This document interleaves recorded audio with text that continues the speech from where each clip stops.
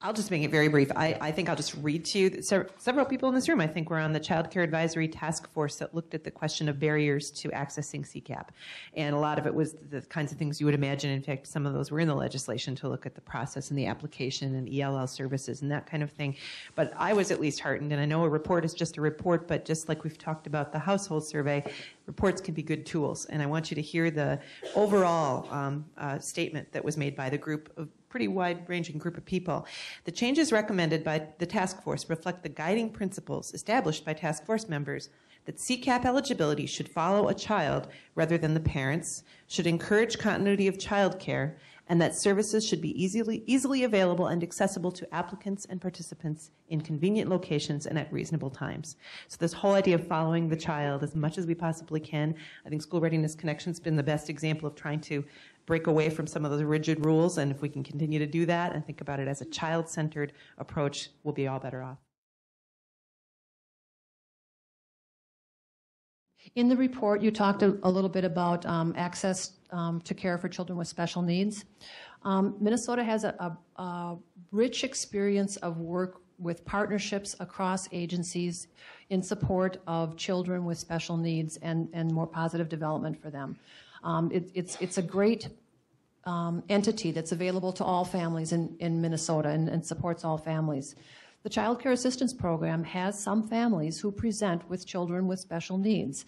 And we can pay higher rates if we need to, and we have in some cases, but it's been a pretty haphazard process for deciding, what goes on. And more often than not, when I was signing those requests, I was seeing people saying, no one else will take my child. I need more money because I can't take as many, or my provider needs more money because she can't take as many kids because she's taking care of my child. Mm-hmm. Doesn't make any sense. It's not good for the kid. It's not good for the provider. I mean, and we have a good system that they should be linked to.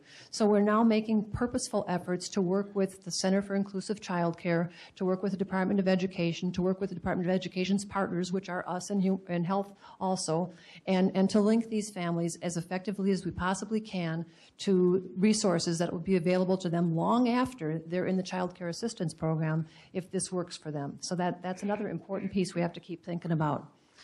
Now, would that special need kids lose child care if their parent lost their employment? Yes. Yes. Yeah. Okay. So that's the rub. Yeah. So then you want to talk a little bit about some of the efforts we've made to link to higher quality in different ways through the Child Care Assistance Program. Okay. In the last question, let me see, where is it again? How can CCAP reach more children, more low-income children, and how can we balance healthy development of children with the work status of parents? I have two different answers for that. One, how can we reach more children? I want to point out that the MFIP Child Care Program is a forecasted program, and that there are lots more MFIP families than there are MFIP families' children on the Child Care Assistance Program. For some reason, we are not necessarily meeting the needs of many of the families most at risk in our state who have children. They're not connecting with us for some reason. We have to dig deeper into that and figure out what it is that we're doing that isn't working for them, and then figure out how to make better connections. That's something that doesn't require funding. I mean, it's a forecasted program. If we could do a better job with the money that we have, we would make progress in reaching more low-income kids. Another thing that we're doing is trying to make the Child Care Assistance Program payments and policies more provider-friendly and family-friendly when providers are presenting as high-quality providers. We're doing this in a number of ways. For lots of years, we've done it through the credentialing bonus. The credentialing bonus is available to providers who meet certain accrediting requirements or have certain degrees or training criteria, things like that. The reason there's such a variety of things that could qualify is that this is available for any kind of provider. A center-based provider, a licensed family child care provider, or a legal non-licensed provider. So if you have the qualifications and you tell us about them, we can pay you a higher rate because of that. That's hopefully helping some families have access to providers who would charge more in the private pay market than child care assistance can normally pay for. It's a small piece. We have, on one of these pages, I have about 260 providers statewide currently receive a payment with a differential through this particular entity. I don't know how many kids that's touching at this point in time. Mm-hmm. The other piece that we've done in recent years, and which is a pilot project, and which is due to end in June of 2011, is the School Readiness Connections program. And that's a program that started out prior to the quality rating system work in Minnesota, but it was anticipating the quality rating system work in Minnesota. And we started it out by sending out applications to providers who were already serving at least let me see, their service population, the number of kids in their program was at least 25% child care assistance program kids. And they declared that they were meeting certain criteria and qualifications that we felt would be represented in the quality rating and improvement system. In a 30-day turnaround period, we got 240 applications. We had money available to support 14 providers. It was open to legal non-licensed provider partnerships with other providers also. We didn't get any legal non-licensed provider partnerships in that first round. We probably would never because of the qualifications that are required, but I mean, it was one thing that we were considering for if they could come up to that, why wouldn't we do it? So there was that piece. That has actually gone really, really well. There are 236 kids that are participating in that program on a monthly basis. The evaluation results are good. The providers are, I think we worked out some administrative glitches, but the result of it is that if a family qualifies for this and has a child from 0 to 5 years of age, that family can get an authorization for full-time care, even if their schedule changes, or if they work less hours. As long as they still qualify for child care assistance, the child can stay. So this is addressing Barb Yates' issues about getting kicked out of your early childhood experience, and we're trying to get that out of the equation with this when we have high-quality providers that we know we're partnering with. The other point I wanted to make that's a pilot that's ending.